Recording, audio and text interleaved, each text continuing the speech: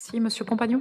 Merci Madame la maire, chers collègues. Donc, concernant la patinoire des Gailleuls à Rennes, vous nous proposez donc cet avenant numéro 7, Frédéric Boursier, à la convention de délégation de services publics, donc le changement de la durée et les conditions de fermeture des pistes de glace pendant l'été.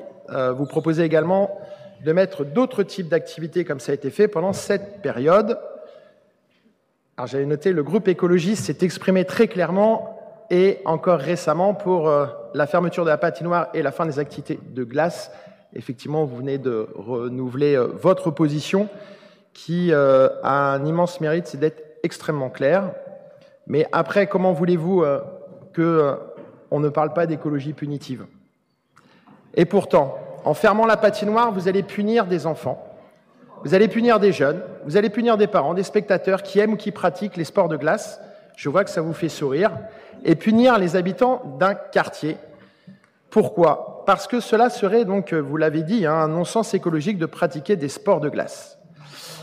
Lorsqu'on veut tuer son chien, on dit qu'il a la rage. Voilà un dicton populaire qui convient parfaitement à ce dossier. La patinoire de Rennes n'est pas plus consommatrice en énergie et par nombre d'habitants qu'une piscine, de pratiquants, pardon. Alors demain, une fois que vous aurez fermé définitivement la patinoire, allez-vous proposer de fermer les piscines de Rennes? De plus, un nombre important de mesures ont été prises pour réduire la consommation énergétique de la patinoire. Rénovation du bâtiment, travail sur l'isolation thermique, réduction de la couche de glace. Il faut quand même rappeler qu'on ne parle pas d'une banquise, on parle de quelques centimètres, 3-4 centimètres de glace. Alors pourquoi s'acharner sur la patinoire? Parce que le dossier de la patinoire de Rennes est un totem politique, comme il en existe d'autres à Rennes. Fin du projet du Zénith, destruction du parking Vilaine, noirmement de la police municipale, refus du Tour de France. Voici quelques-uns des marqueurs politiques dont les Rennaises et les Rennais ont fait les frais depuis le début du mandat. Chers collègues du groupe écologiste, je vous le disais, je vous reconnais une qualité, c'est la clarté et c'est d'annoncer clairement les choses, et ce, sans ironie. De l'autre côté de la majorité municipale, je n'ai pas entendu cette volonté de fermer définitivement la patinoire. Mais la méthode utilisée aboutira, chers collègues, irrémédiablement à la fermeture de la patinoire à moyen terme. Cette méthode, quelle est-elle? Vous fermez la patinoire en été, tout d'abord en argumentant qu'en période de grande chaleur, il ne faut pas de glace, puis vous étendez cette fermeture au mois de septembre. Le mois de septembre qui est le mois, je le rappelle, des réinscriptions pour les activités sportives, le mois de reprise des activités pour les compétiteurs, les clubs de sport de glace, comme les autres clubs de sport d'ailleurs, reprennent leur activité en septembre. Mais depuis que vous fermez la patinoire à la glace en septembre, ils ne peuvent plus avoir cette dynamique de rentrée.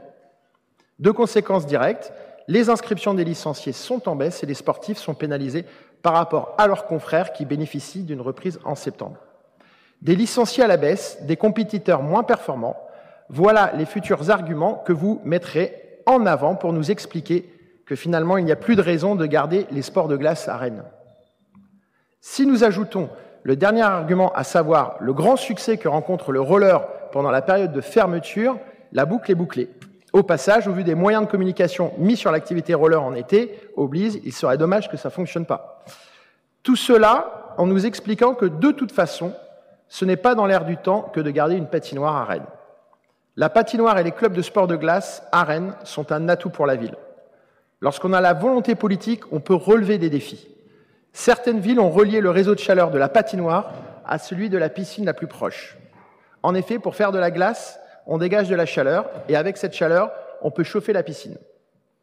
Nous vous demandons une nouvelle fois de revoir votre politique de fermeture de la patinoire et au minimum de la remettre en glace début septembre pour les associations, pour qu'ils puissent accueillir les licenciés, pour que les sportifs puissent pratiquer leur sport et que les amoureux des sports de glisse sur glace puissent pratiquer leurs loisirs. Je vous remercie de votre écoute.